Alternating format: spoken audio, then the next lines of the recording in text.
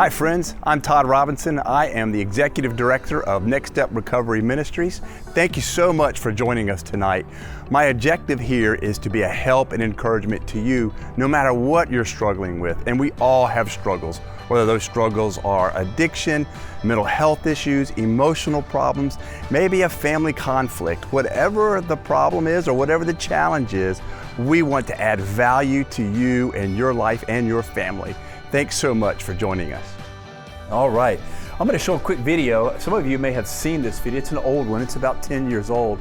It's funny, and it's kind of related to emotions. And then after we show the video, we'll kind of jump into a little bit of a review. But it's a cute little video here.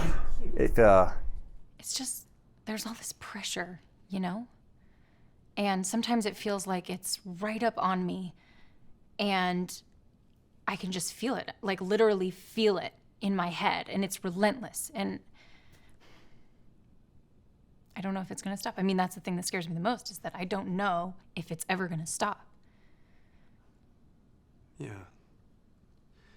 Well, you do have a nail in your head. It is not about the nail. Are you sure? Because, I mean, I'll bet if we got that out of there... Stop trying to fix it. No, I'm not trying to fix it. I'm just pointing out that maybe the nail is causing... You always do this. You always try to fix things when what I really need is for you to just listen. Yeah, see, I don't think that is what you need. I think what you need is to get the nail See, you're out. not even listening now. Okay, fine. I will listen. Fine. It's just, sometimes it's like, there's this achy, I don't know what it is. And I'm not sleeping very well at all. And all my sweaters are snagged. I mean, all of them. Yeah, that sounds really hard. It is. Thank you. Ow! Oh, come on. Ow. If you would just... Don't...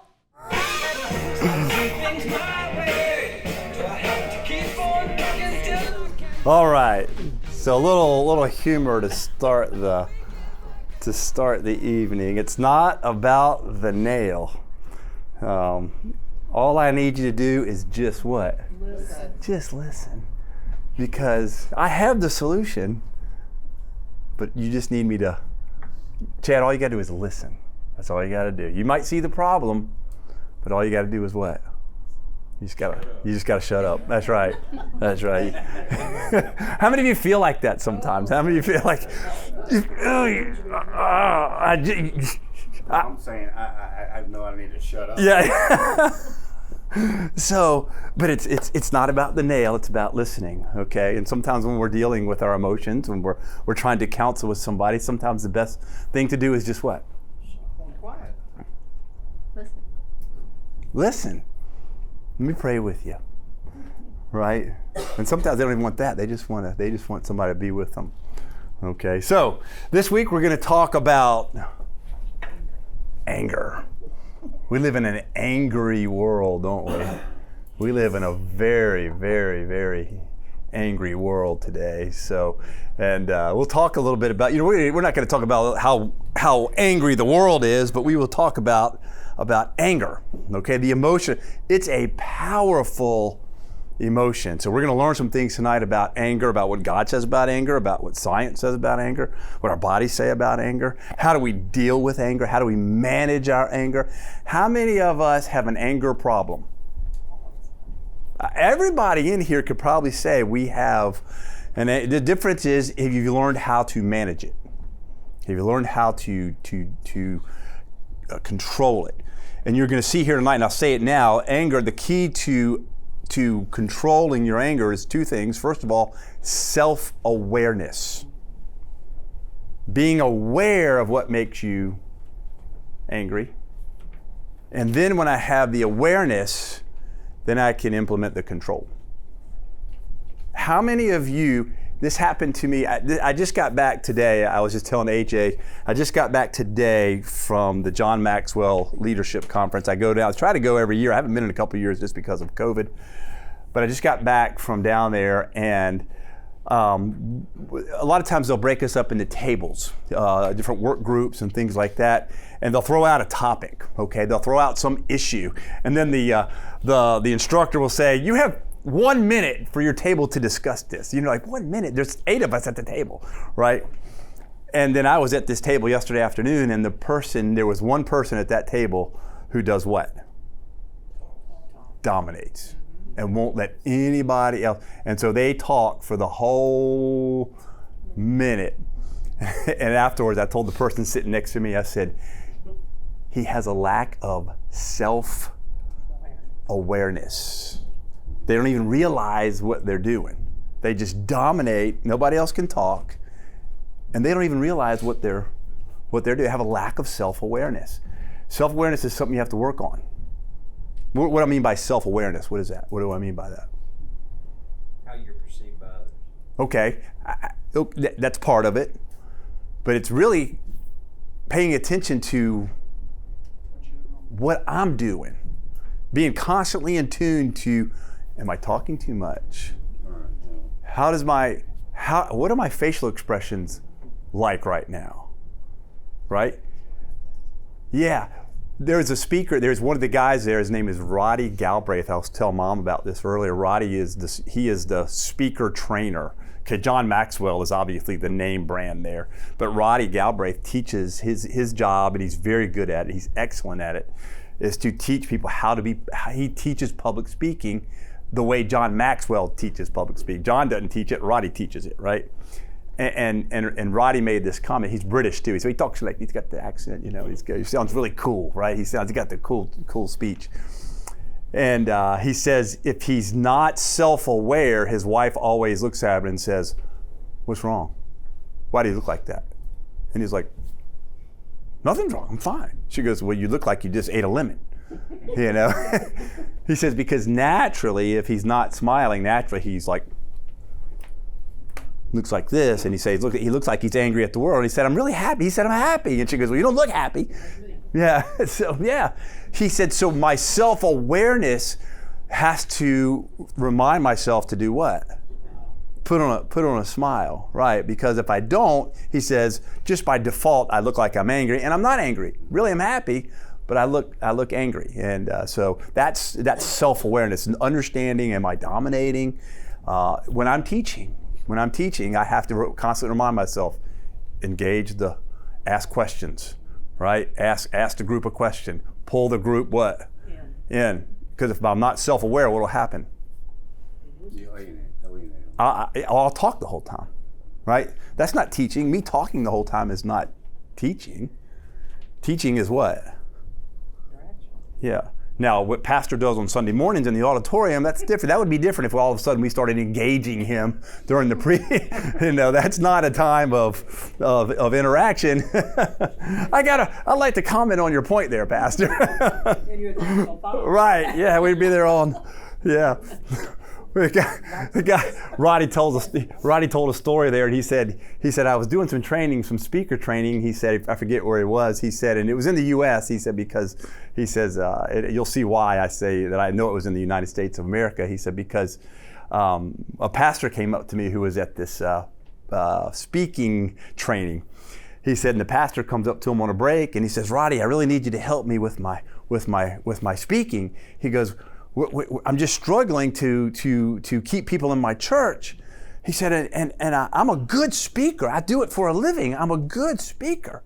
He said, but I'm really struggling to keep people at my church. And he says, "So I need some help." And he says, Roddy says, "Well, give me an example of your preaching." And he said, the guy's whole countenance changed. He said, and he went into this angry yelling and screaming and he said, "Okay, stop." He goes, "How long do you do that for?" He said, "Well, an hour and a half." He said, "First of all, you got to stop being so angry."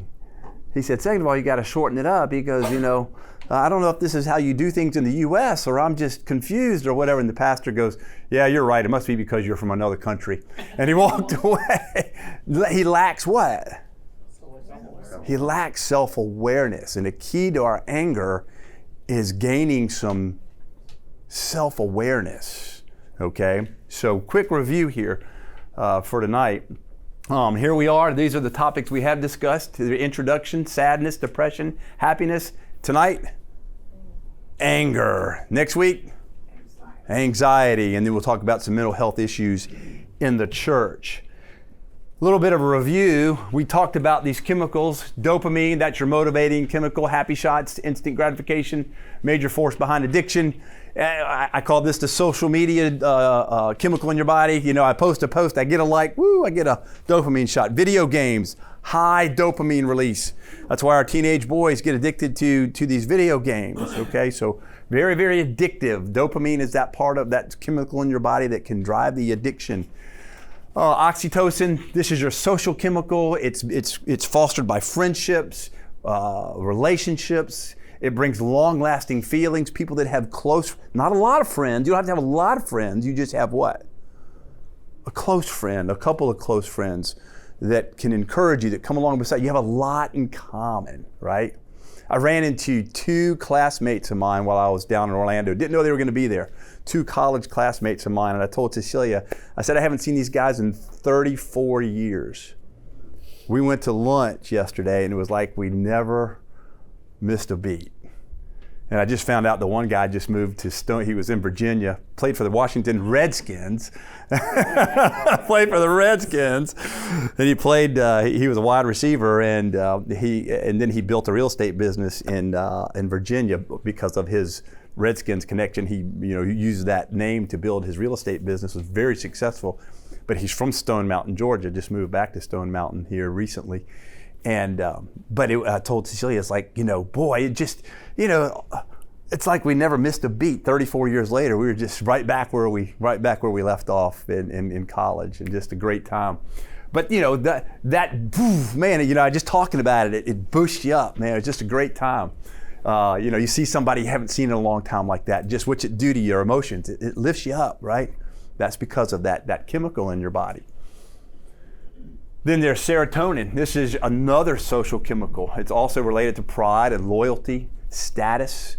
My personality is such that I'm a very loyal person, okay? So when somebody is not loyal, what does that do to me chemically? Yeah, it gets me. It gets me down. You know what this is something that hurts me, is we've been here at Mikado for 18 years. And say there's somebody who's gone to church here for a long time with us, since we've been here, right? And all of a sudden that person leaves here. You know what that does to me? It makes me resentful because of this, right? It makes me, this chemical, this is a chemical that when it's lacking can also relate to grudges. It can relate to being hurt, when people aren't loyal to you, if you're a real loyal person, personality-wise. So your personality is going to also drive how these chemicals affect you. All right, so it impacts your physical growth. And then there's endorphin. This is the runner's high, response to pain. I was just talking to Alan Tanner in the other room there a minute ago. And he said he's back to walking. He's walking every day. And he said, boy, I feel good. He said, I feel really good. I feel good. I'm walking every day. And why? Endorphins. He's releasing those endorphins. And he said, my body's feeling really good. I got more energy. I feel better all the time. That's because of the endorphins. It decreases stress. Cold showers release endorphins. So the other day I went and I ran before I went to my conference that we started the day, and I went for about a 4-mile run. Then when I got back, turned on the shower, and I turned on cold water, not hot water, because I'm already hot, right? And boom, so now I just ran, and then I hit the cold shower. What's that do? Whew. Then you walk out there, you feel like you've just taken 25 shots of caffeine.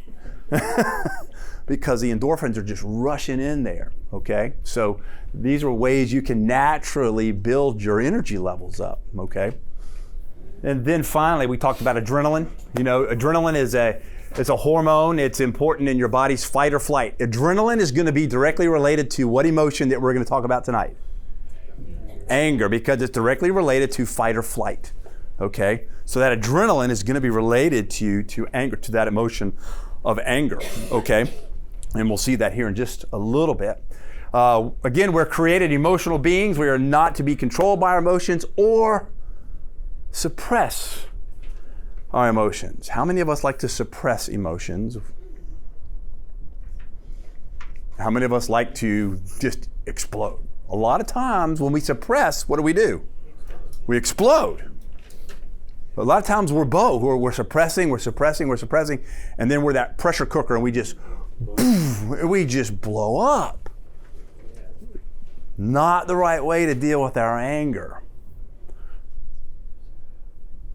This was our verse a couple of weeks now. For as a man thinks in his heart, so is he. Your thinking drives how your brain is developed. Your thinking builds the neural pathways.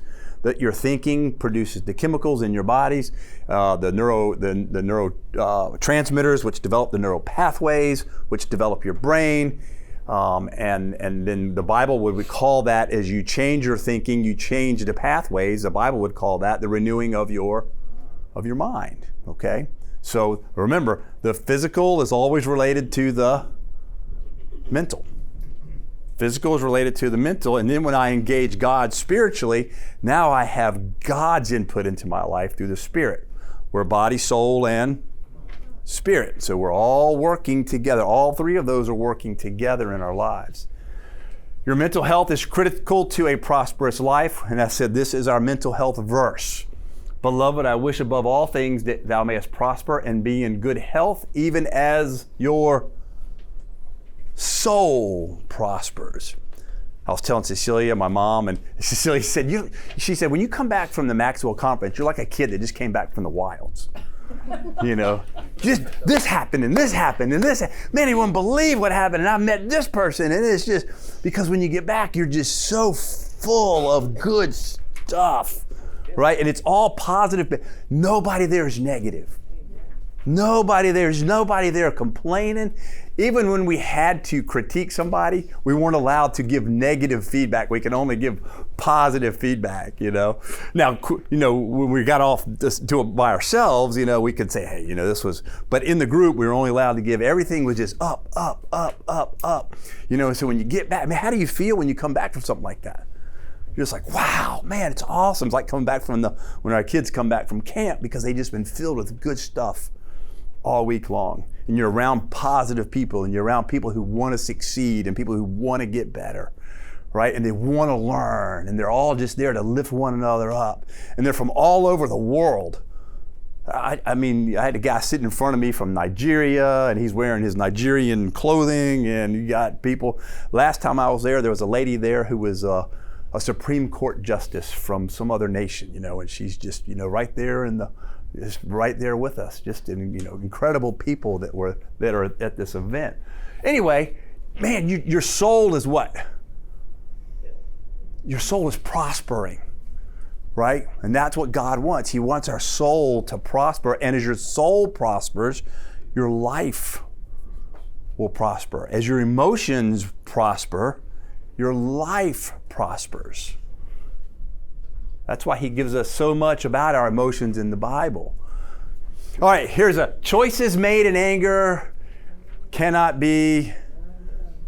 I love this picture. I've had this picture saved for a long time. This dog chasing after that bird. And sometimes you ever made a decision in anger, you're going, oh man, I wish I could take that back.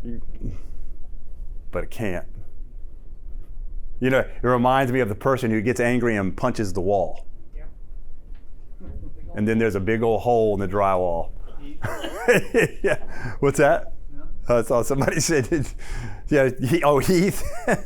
Yeah. You ever walked in a house and it's just full of, you know, I've walked in a lot of houses and there's holes. I'm like, boy, an angry person lived here, right? Boy, we had a guy about 3 years ago who, at the men's home, it wasn't you, I'm just pointing over here, Chris. We had about 3 years ago. And it was one of those situations where he got in a little trouble, and he got in a lot of trouble, and he had pretty big punishment. And he walked out in the front, and he punched the brick wall. Oh, yeah. That brick wall didn't budge, but his hand did. You know, and you can't take that back. When you break your hand, you break your hand. So. Yeah. So those choices made in anger, it can't be undone. Anger defined. All right. So what is anger? Anger is an emotion characterized by antagonism towards someone or something. How many of you have been mad at something? How many have done this? How many of you have done this? You're like down working on something and you come up and bam! And you hit your head on the cabinet or on underneath and you're just looking and you're just so mad at the cabinet, right? Yeah. Yeah, you're mad at the bed because in the middle of the night you didn't turn the light on so you could, and then you slam your toe into the bed frame and or the Lego that's on the floor that your kids left there when they were 5 years old. So anger, it's an emotion characterized by antagonism towards someone or something. we get angry at things you feel has deliberately done you wrong. So that bed rail deliberately did me wrong, right? So this is it's a real feeling. That's a definition from the American Psychological Association. What's the Bible say about anger? Here's some Bible definitions of anger. It's agitation of the soul. There's our word again. Our soul is our mind, our will, and our emotions, right? It's who we are. It's our personality.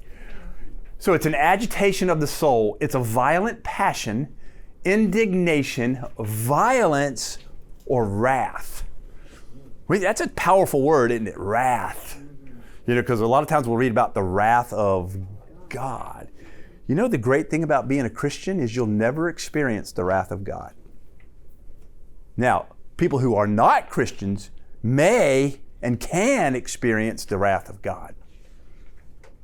And will experience the wrath of God. But you and I as Christians, we will experience the wrath of man, but we will never experience. But why is that? Why will we never experience the wrath of God as a Christian?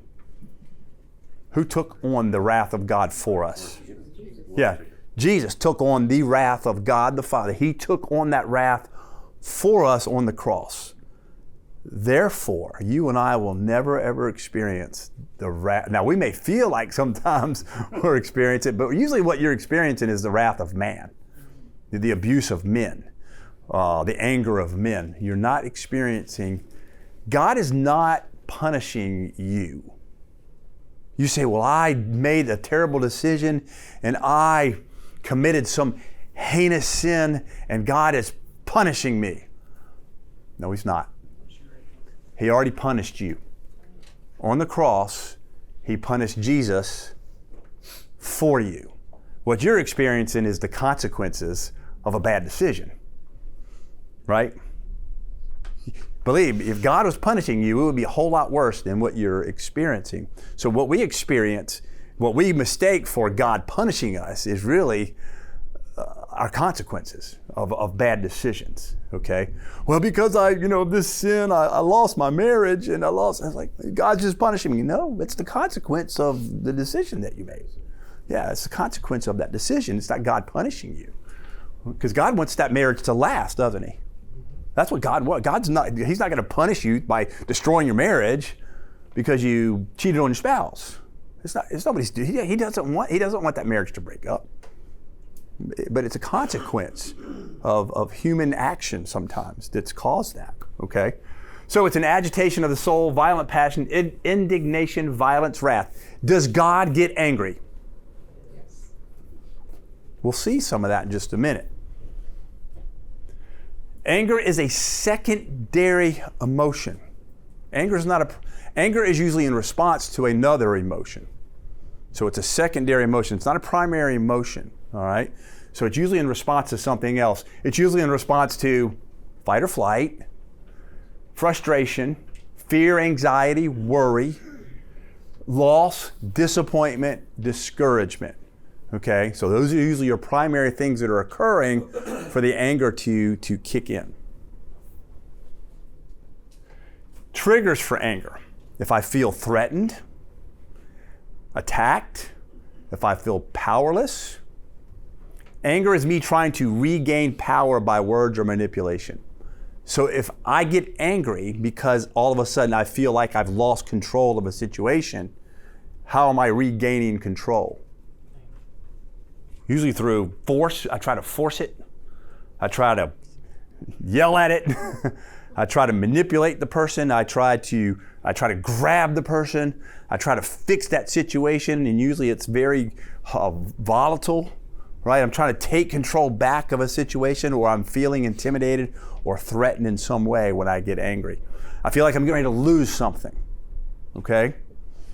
If I feel like I've been treated unfairly or disrespected. How many of you get angry if you feel like you've been disrespected? Yeah. Again, it comes back to self-awareness, right? I was sitting next to a lady last night, and we were talking about personality types. And she says, if you're familiar with the personality types and what they call the DISC, D-I-S-E, dominant, you're type A, personality dominant, or you're an influencer, or you're a fun-loving, hey, life of the party type of person, or you're focused and you're an encouraging type of person. And they give a letter to each one of those, and then the word spells out DISC. Right? And I told the lady, I said, I'm an S and a C. I like stability. I don't like change. I like, what's that? I just like I don't like surprises. What you control? The C is the control, right? Yeah, somewhat, and then the D and the I are dominant and influential. And I said, I'm not a D and an I, I'm an S and a C. And I said, but over time, I was more of a D and an I earlier in my life, but as I got older, my personality traits have changed somewhat. And said I'm a little bit more, and I think some of that has to just do with maturity. You learn patience and you learn those things, and so your personality will kind of change along those lines, okay? So understand that your personality type sometimes will play into these. Now, if I feel like somebody's disrespected me, I'm kind of like, I don't care. That's their problem, not mine. There's no skin off my back. But I used to not be like that.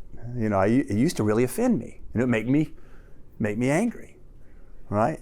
So sometimes these things will change in your life as you mature, as you get a little older. I'm not saying I'm this mature person. I'm not saying that at all. Just ask my wife. But as you mature, right, things could change. All right, so people who trigger easily, people who feel they trigger towards anger, right? They feel what? Entitlement. What's entitlement? You owe me. Everybody owes me something. The world owes me something. I tell myself, nobody owes me a thing. Nobody owes me anything. Who's the only one that owes me? Me. God's already given me everything I need. He's given me everything I could possibly need in the world. He's given it to me. So everything I need, I already have. Am I going to use it? I can't control anybody else. I can't control my wife. I can't control my kids. I can't control the guys at Next Step. I can't control. At the end of the day, we have rules, but at the end of the day, if you want to do what you want to do, you can do what you want to do. Now, there'll be consequences, right?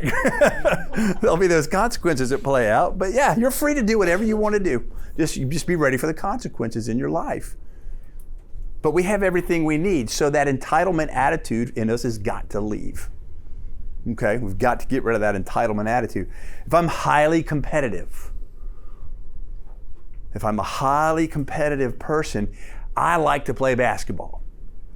I love, and when I'm on the basketball court, I'm highly competitive, and sometimes if I'm having a bad game, I'll take that ball and I'll slam it in the ground, and then I'll say, "It's okay," right? Right? I'll get angry, but who am I getting angry at? I'm getting angry at me, right? I get angry. I had a conversation. I was telling Cecilia, I had a conversation last night. We were eating dinner. And I sat down and we ate dinner at this conference. Whenever you sit, that's who you sat with. And at each table is just, people from all different backgrounds. And I'm sitting there talking to this guy, and you could tell he was from Boston by his accent. And he said, "Guess where I'm from?" I'm like, I don't know. Alabama. No. I said, "You're in New England." He goes, "Yeah." And he talking to him, he's an NHL referee. Whew. Man. The stories he was telling me, you could just tell though he had a haircut like yours. Chris, he had a haircut like yours, and and you could, not at all. But you could tell he was high type A to deal with those types of players and the fights. And he was telling me, he said, I had a couple of guys get in a fight. He goes, and I didn't call a penalty. And he said, I just let him fight. And the coach would go, why didn't you call? The other player, why didn't you call anything? He said, because before he hit him, he said a real bad word to me. He said, so I'm just going to let the other guy just beat him. Teach him a lesson. So, highly competitive people get angry, don't they? They want to win. So that emotion can drive you to win, right? So the anger, I'm not saying anger is bad, you just got to use it in the right way. Because anger can drive you to resolve problems. And that's why God gives you anger. He gives you anger to engage with situations and fix them, to rescue that child out of the burning building, right? That adrenaline kicks in. Low tolerance for frustration. Depending on the situation, some of us may get angry in certain incidences and some may not, depending on what our goals are in that situation. Well, I've learned in my life that it's okay that if I don't achieve what I set out to achieve, what I have to ask myself, if I set my goal here and I only got to here, what I ask myself is, what did I learn? What did I learn? I may have not reached my goal, but what did I learn? Because it's not about always achieving the goal. It's about what did I learn on my way to achieving or not achieving the goal. I heard a guy say this past week, he said, if you're meeting all of your goals, you're a failure. He said, that means your goals are too low. He said, you haven't set your goals high enough. If you're meeting all of your goals, you're not making it. You're not living up to your potential. So it's okay. We've got to put frustration in its place, right? What's a narcissist? Everything's about them. Yeah, and not just in an arrogant way, but in an over-the-top arrogant way. And sometimes they don't even realize that they're. Most of your world leaders are very narcissistic. You almost have to be in those positions. They're very, very, look at me, and once the attention goes off of me, I get angry. What drives narcissism today amongst the general population? It's a specific tool that social media. Social media. Look at me. Everybody's a movie star. Everybody, how many friends do you got? How many likes do you have? How many followers do you have? How many this do you have? Everybody's famous in their mind. So it drives a level of narcissism in our teenagers, probably like we've never seen before. And not just our teenagers, right? Amongst a lot of people, yeah. So narcissism. People who focus on things they can't control. We get so upset and angry about things that we have no control over. The weather. We were going to have a picnic today. I can't believe, it's going to rain, that stupid weatherman. It's not the weatherman's fault, Maybe he made a bad prediction or a bad forecast, but other night I'm driving, Sunday night I left, 6 o'clock Sunday night I left to get on the road just because we had so much going on at the house. I left to get on the road, get across the Florida, and what you know what happens when you get across the Florida line and it's dark out and you're trying to get down there, what happens? Not just rain. I'm talking a monster. Lightning everywhere. You can't see 2 feet in front of you, and I'm like this, and you're just like, yeah, and everybody around me is, the trucks are just, woo, woo, woo. I'm like, and you get, man, that can make you angry, can it? It's out. Now, what could I control in that situation? I could have got off the highway, right? I could have got off the interstate, but now I'm already getting there at midnight. I don't want to get there later, so, right. So we see disagreement as threatening or intolerant. If you disagree with me, well, I'm angry. Again, what drives that today? Social media. Social media. These are the reasons we live in an angry world, because social media you can't, if you disagree with me, you can't, you hate me if you disagree. No, I don't hate you if I disagree with you. I just disagree with you. We have we might have different values. We have different point of view on this. We come from different I told Cecilia earlier, and I know I keep pointing her out. I listened to a great, incredible presentation yesterday. I think his name is, he's a big author, and I can't think of his name now. I think his name is Tim Elmore. And he did an incredible presentation on the different groups in our country, the different generational groups. You know what, the baby boomers and the Gen Xers and the millennials and do you know what the group is before the baby boomers? The dead. the builder generation. They're the builders. They were the ones who fought World War II, right? Then the ones who were born in World War II are called baby boomers, right? Up until 64, and then after that it's called Gen Xers. And then you got millennials and you on down. But anyway, he does a great job drawing out the different value systems of each group and the conflicts in the workplace because of this. And it's just an incredible presentation of how he drew this out, right? And sometimes we're like, well, they do it this way. We just can't work together because we're all different. Well, everybody's coming from a different place. The baby boomers, those who were born in 1920, fought World War II, what else did they experience? The Depression. So their attitude is what? Save. If you use a napkin at dinner time, use it again at lunch tomorrow, and the next day, and the next day, and they had $1 million in the bank, but yet would reuse toothpicks over and over and over again. So back then, the flour company would make the sacks with flowers and stuff, so the women can reuse it to make dresses for their daughters or clothes for their children. Right. So the baby boomer generation said, you know what? We're not doing that. We're going to what? We're going to live it up, right? So the builder generation, they said, hey, you know what? We're going to build things. We're going to make, it was manufacturing. And then the baby boomer generation went from manufacturing to service and consumption, right?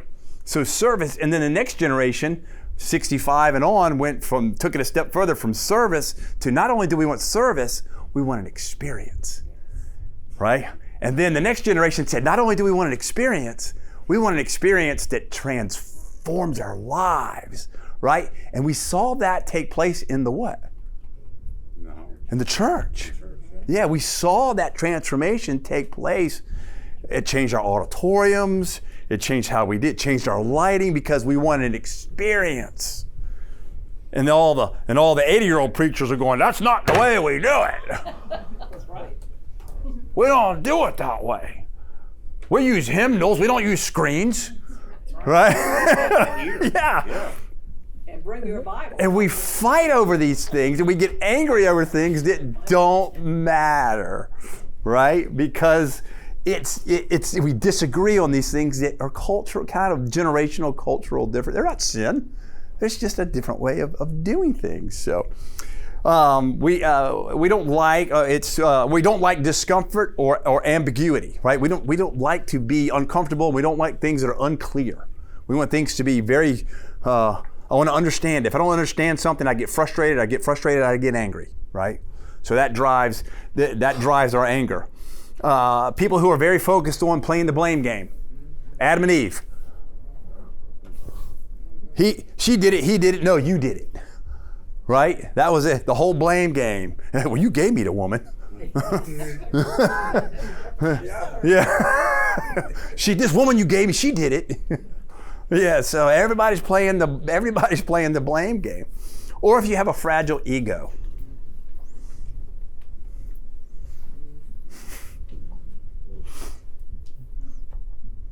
That'd be most of our politicians.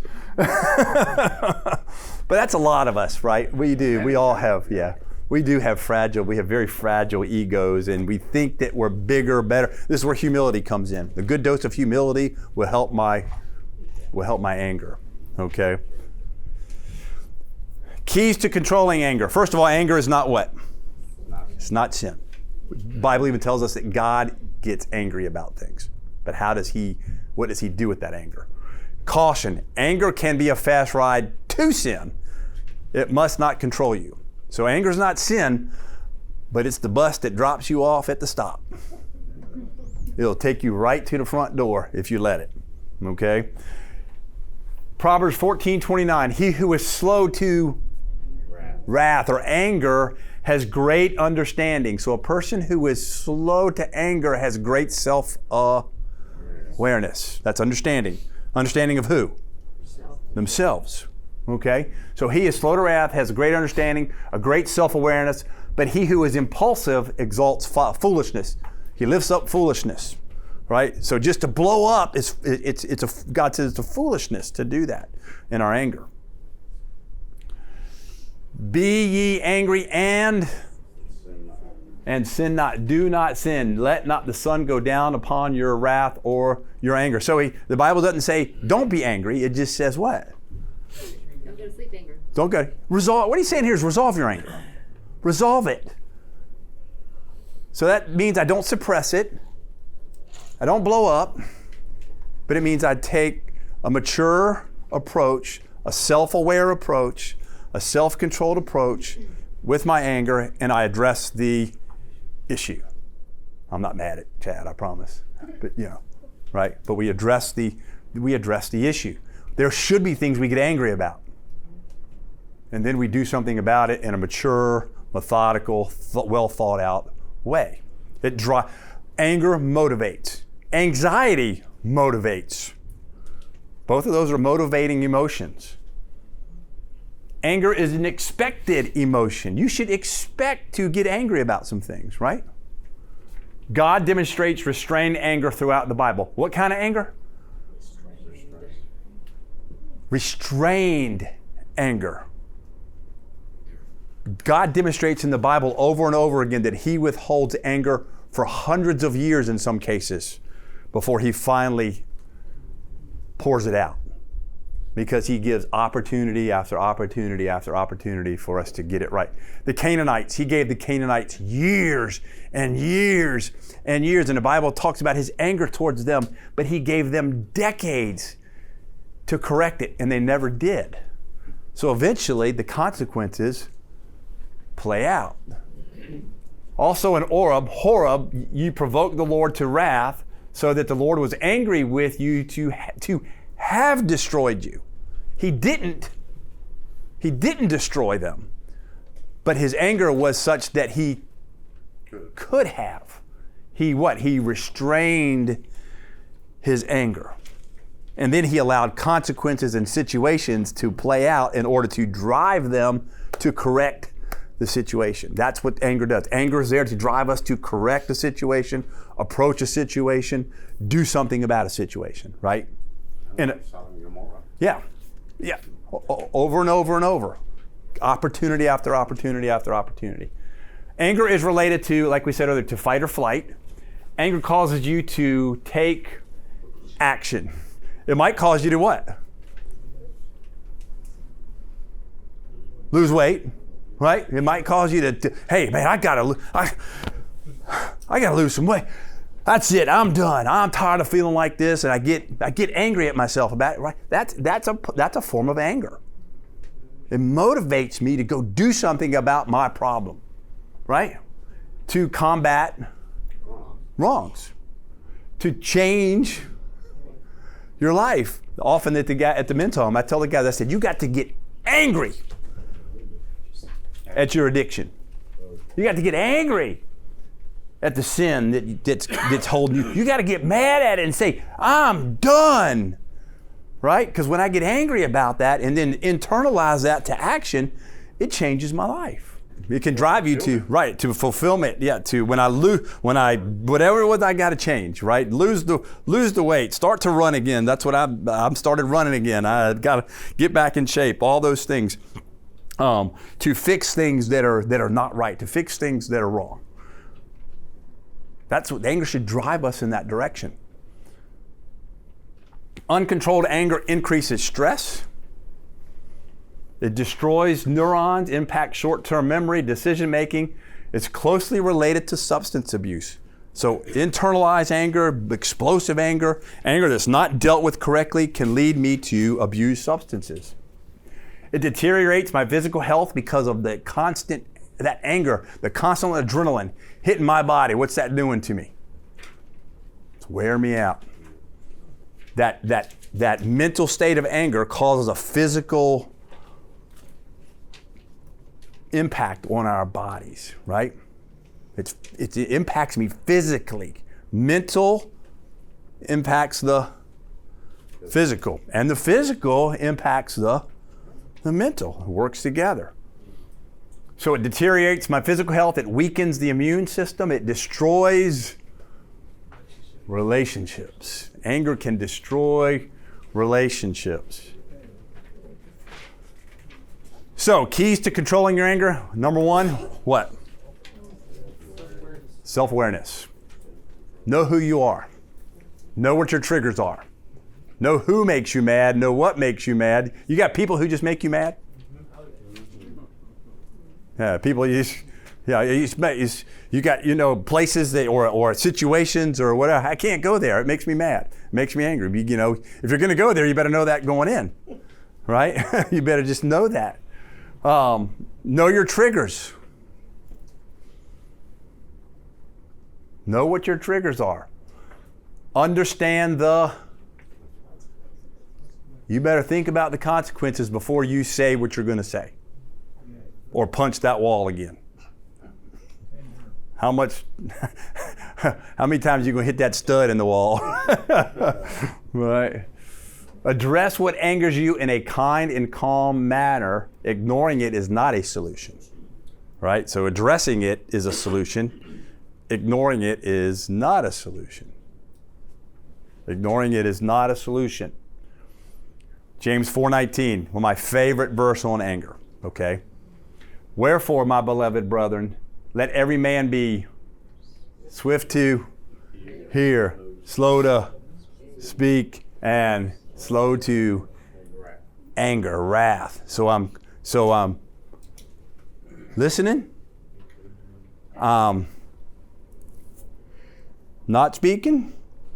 And I'm not getting angry right away, right? I'm letting those chemicals in my body do what? I'm letting that adrenaline die down, okay? Because it was an indicator. Something's wrong, something's wrong, something's wrong. It's screaming at me. Something's wrong, something's wrong, something's wrong. Okay, we got it. I hear it. I got it, anger. Something's wrong. Let's calm it down. Let's bring it down. I know something's wrong. And how many of us, like we said a few weeks ago, how many of us, when we get angry, we have strong emotions,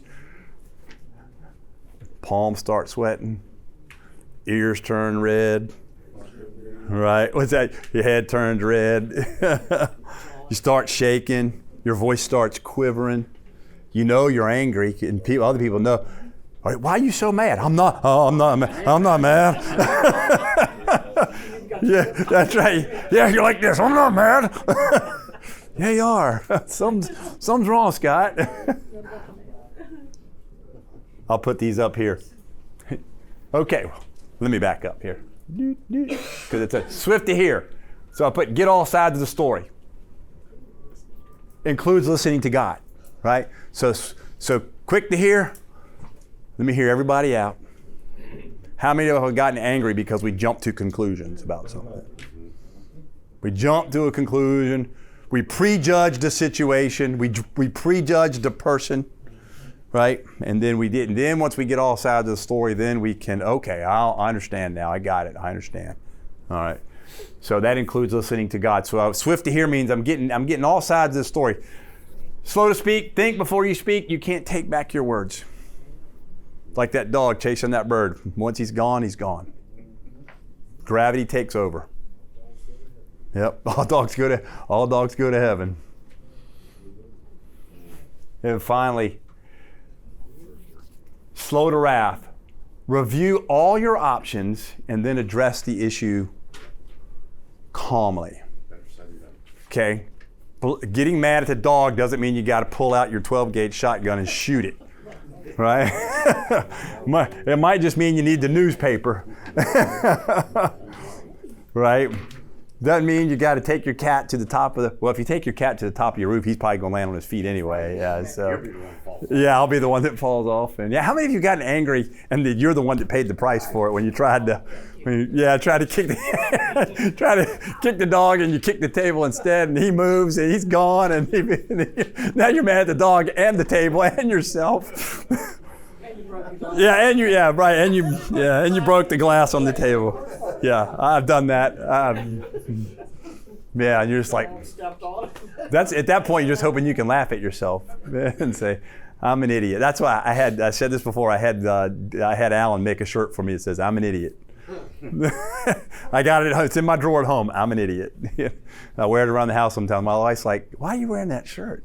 Just a reminder. Just a reminder that it keeps me humble. That way you don't have to tell me. That's right. If I just go ahead and get it out of the way, I just go ahead and just say right up front, I'm an idiot. So that's my last slide there. Any questions on that? Any questions? Yeah. I just want to point out that anger is the equalizer among all of us. Yeah. No matter our backgrounds. Go back to your slide 15. Selfishness is the root of all that. Yeah. My entitlement, my narcissism. Somebody did something, said something, whatever, that brings that anger up. And all of us have a boiling point. Yeah. It's good to remember that. That's right. We're all equal in that struggle of selfishness, especially in the world we have where we're just everything's trying to pump yourself up and make yourself. Right. Good. That's good, Scott. Like I said, awareness you're talking about too, it lets you know how to get to that point when you get to that point. Because everybody's points are different, but if you're familiar with it, you know when it's coming, you can stop yourself and try to gain control of it. Yeah. That's right. That's self-examination. I say often, you need to be examining yourself. You need to spend some time every day in some self-examination. Where am I right now? I love it. I'm coming to you, Dave. I was telling some people earlier today. When I was at the conference this week, we were given a book, and the book has daily questions for you. What are you reading today? Who are you listening to today? Who do you need to call today? What action do you need to take today? Right? So you had to answer, every day you answer those questions. And at the end of the week, it's like 10 questions, to kind of wrap up the week. And the last question says, and what excuse do you have for not doing what you were supposed to do this week? And I was like, well, this is good self-examination stuff right here. This is good to do daily, just for a little self-examination each and every day. It was really good. I like the example you gave about the self-awareness, but also about setting your goals. If you're meeting them, you're really failing. And when you have anger problems and you're going through a lifestyle with a bad background, being able to identify constructive criticism and setting different standards of way you think and live as goals is an accomplishment. Yeah. Sometimes you don't meet them, but it definitely is effective and works. Yeah. Being able, and you just said constructive criticism, being able to take criticism from people, even that you don't like. You have got to decide that you take that criticism as a way for you to grow, even if it's meant to hurt you. Sometimes that's something that causes us every time when we can't identify that that's a problem. Right. And that one instant, it appears how we want to handle it. That's right. So I've got to say, you know what, even if this person who doesn't like me and says something about me to hurt me, I've got to decide to take that as a way to help me. Instead of getting angry at that person, I say, okay, I understand, and I'm going to take that. Right. Does it matter to me? Does it matter to my wife? It doesn't matter to God. Right.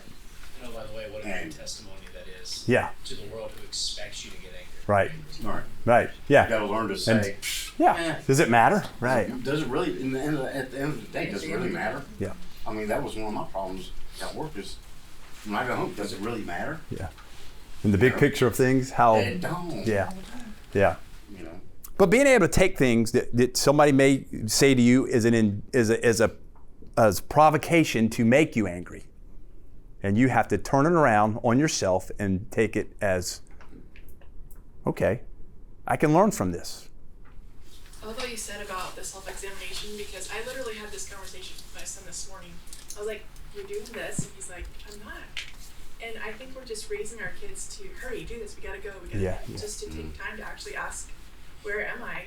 Yeah. I mean, I guess we're just so busy getting things done that teaching our kids to ask questions is so great. I really appreciate that. Yeah, asking questions is a lost art, and we need to take time to ask. Because their fire's just getting, built. Yeah, they're just that's checking right. things off, doing things Yeah, right. yeah, we have to ask great questions, and not have to be great. We just got to ask questions. I know one thing that you taught me that I learned is setting the almost unrealistic goals so that you can set those steps to get there. Because if you set a goal that's easily achievable, it's too quick and you just forget about it. But if you start setting goals so high that you create those steps, you can see how you're transitioning to get to those goals. Yeah. And that's what I've been dealing with that you taught us a while Yeah, back. that's why I say pray about your goals and your objectives, because Nehemiah was a what? What was Nehemiah in the Bible? He was a government worker. Yeah. He was a cupbearer, right? He had a cush government job. He was a GS-13. He was making good money, working for the king. And then all of a sudden, God says, "Well, you're going to go." They had been trying to rebuild those walls of Jerusalem for hundreds of years, and nobody could do it. And the king was the one who was actually kept shutting down the work. If you go to the book of Ezra, the king was the one who kept shutting it all down. And all of a sudden, God tells Nehemiah, "You're going to go build the wall." I never would have established that goal. Nehemiah is probably saying, that's not a goal I would have established, because to him it would have been a what? An impossible. Because my boss is the one that keeps shutting it down. And now you want me to go and ask him to let me go rebuild the wall. So make sure you're engaging God about what your goals should be. And he's going to give you goals that you're going to think are, what? Do what? I can't do that. And God's going to, you're right, you can't. You can't do that. You need me. So yeah, and then that will teach us dependence. And it will help us with our anger, because now we're dependent on who? On God and not on ourselves, because then my frustration gets, I have to be reminded of that over and over and over and over. I never learned the lesson. I don't know why. I just don't learn it. David? Sometimes, You don't want to teach. first started coming here, I used to remember that phrase, give it to God. You think you're calm and cool and everything, but then when somebody sees the problem and tell you give it to God, then you get angry about it. Yeah. And then it starts coming back. And that was a real hard thing. Yeah, it is. Let God lead us. Because I'm so used to controlling. I'm so used to being in control all the time. So, one more and then we'll close. One more. Anybody, any other questions or comments, or you're confused, or you're angry? Anybody angry? So, you're angry right now? Well, let's pray and we will get out. It's getting warm in here, so it hasn't been too bad, but it's getting a little bit warm. Let's pray. Father, we thank you for our emotions. We thank you for anger. Lord, you have given us this emotion, and then you give us the formulas and the tools and the direction of how to use our emotions and how to be productive with our emotions, and we thank you for that, Lord. You have created us to be emotional beings, Lord, and your word then tells us how we're to operate in those emotions. Sometimes we're uncomfortable with emotions. We're uncomfortable with how they make us feel. We're uncomfortable with what our mind is telling us sometimes, Lord, but it all works together for your glory and our good, and we thank you for it, Lord. Help us to keep our focus on you.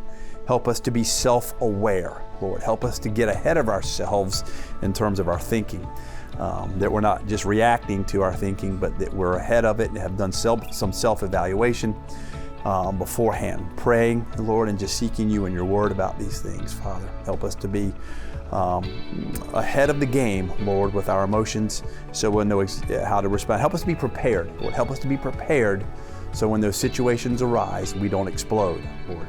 Thank you, and we love you. It's in Christ's name we pray. Amen. Thank you for joining us today for our session. If you or a family member or anybody you know needs further help from us, please contact us at www.nextstepmen, that's men, M-I-N.org.